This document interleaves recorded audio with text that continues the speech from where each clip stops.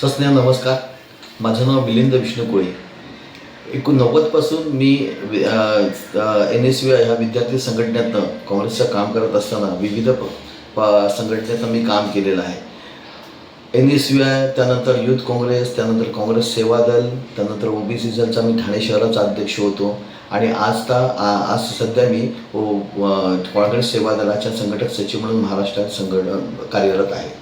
सध्याची ठाणे शहराची परिस्थिती बघितली तर आज असं म्हटलं जातं की शहराध्यक्षांनी राजीनामा दिलेला आहे, त्यामुळे ठाण्याचा वाली कोण. तर हा सगळा प्रश्न असताना एकच माझ्यावर प्रश्न उत्पन्न होतो हा खरा प्रश्न विचारायचा अधिकार आमच्या काँग्रेस कार्यकर्त्यांना असताना किंवा हा प्रश्न पडतो तो आमच्या नेत्यांना पडायला पाहिजे, परंतु सर्वसामान्य लोकांनाच हा प्रश्न पडतो. तर काँग्रेसची 1885 स्थापना आहे. काँग्रेसच्या ह्याच्या कारकिर्दीत आपण बघितलं की कोणीही असा कायमस्वरूपी राहिलेला नाही. काँग्रेसची विचारधारा ही लोकशाही प्रणित आहे, लोकशाही समावेशक आहे. त्यामुळे काँग्रेसला कोणालाही अध्यक्षपद मागण्याचा अधिकार आहे. आताच्या सध्या परिस्थितीचं कसं असतं की ठाणे शहर बोलला तर त्या शहराचा अध्यक्ष हा पालक असतो. जेव्हा त्याचे लोकप्रतिनिधी निवडून येतात तेव्हा त्याचा जन आधार किंवा त्याची जबाबदारी त्याने सक्षमपणे पार पेडली असा त्याचा अधिकार असा समजलं जातं. परंतु लोकप्रतिनिधी आपले उमेदवार उभं करणं आणि ते लोकप्रतिनिधी पडणं त्यामध्ये अध्यक्षांनी जर काय राजीनामा दिला असेल तर त्यांची नैतिक जबाबदारी त्यांनी स्वीकारली असं मी समजतो. परंतु त्यांनी त्यांची नैतिक जबाबदारी समजल्यानंतर हा त्यांचा वैयक्तिक प्रश्न आहे.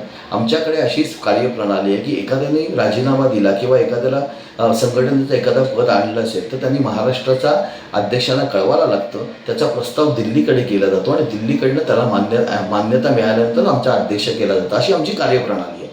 आज जरी पराभव झाला असला पक्षाचा म्हणजे पक्ष संपला असा नाही. पक्ष संघटनेमध्ये काम करताना विक्रांत चव्हाणांनी पण सगळ्यांना तिकीटं दिली. त्यांनी त्यांच्या संधीचं सोनं करण्याचा प्रयत्न केला की नाही हे माहीत नाही, पण त्यांनी सगळ्यांना संधी दिली आणि त्याच्यामध्ये त्यांचा स्वतःचा पण पराभव झाला. म्हणजे त्यांनी त्यांच्या तुलनेने सगळ्यांना संधी दिल्यानंतर त्यांनी स्वतःही प्रयत्न केले काँग्रेसमध्ये. सध्याची काँग्रेसची परिस्थिती ही ठाणे शहरात काय पूर्ण महाराष्ट्रात काय आणि भारतात काय जटिल आहे. चांगले कार्यकर्ते भेटणे, आणखीन दुसऱ्या काही गोष्टी असतात त्या करणे आणि वेगवेगळ्या पद्धतीत संघटना बांधणं कठीण होतं. परंतु ह्याच्यामध्ये त्यांनी जे उमेदवार दिले ते अपयशी ठरले, त्यांचा स्वतःचाही पराभव झाला. त्यामुळे त्यांनी नैतिकता सांभाळून त्यांनी त्याचा राजीनामा दिलेला आहे. परंतु राजीनामा दिल्यानंतर तो सगळा प्रश्न जो असतो तो आमच्या वरिष्ठांकडे असतो आणि वरिष्ठांचा निर्णय हा आम्ही फायनल मानला जातो.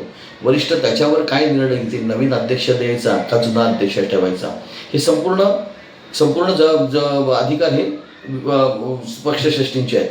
परंतु लोकांना असं वाटत असेल की हा अध्यक्ष गेल्यानंतर काँग्रेस पक्षात संघटना संपली, असं थोडीच नाही. स्वतः लोकशाही प्रणित मी तुम्हाला पहिलेच सांगितलं की काँग्रेस ही लोकशाही समावेशक आहे. त्यामुळे प्रत्येक कार्यकर्ता प्रत्येक पदाधिकाऱ्याला अध्यक्षपद मागण्याचा अधिकार आहे आणि मी स्वतः ह्या अध्यक्षपदामध्ये इच्छुक आहे आणि मी स्वतः हे अध्यक्षपद मागणार आहे. परंतु सध्याची परिस्थिती अध्यक्षाची घेणं, अध्यक्ष ठाणे शहराचं काँग्रेसचं घेणं म्हणजे खूप काय म्हणतो त्याला खूप कठीण परिस्थिती आहे.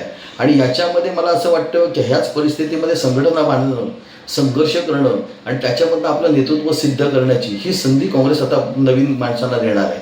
त्यामुळे लोक जर काय म्हणत असतील की काँग्रेस संपली किंवा ठाण्यातली काँग्रेस संपली, असं काय नाही.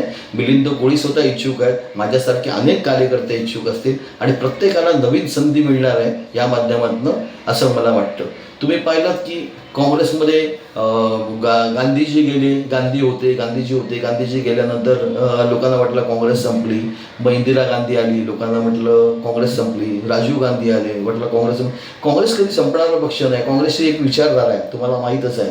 आणि काँग्रेस पक्षामध्ये आमच्यासारखे प्रामाणिक कार्यकर्ते जोपर्यंत काँग्रेसमध्ये आहेत तोपर्यंत ही काँग्रेस पक्ष संपणार नाही. आणि आमच्यावर जर त्यांनी जबाबदारी दिली ते सक्षमपणे ताकदीने काँग्रेस पूर्ण बांधण्याचा प्रयत्न कसा, असा पूर्ण माझा आत्मविश्वास आहे.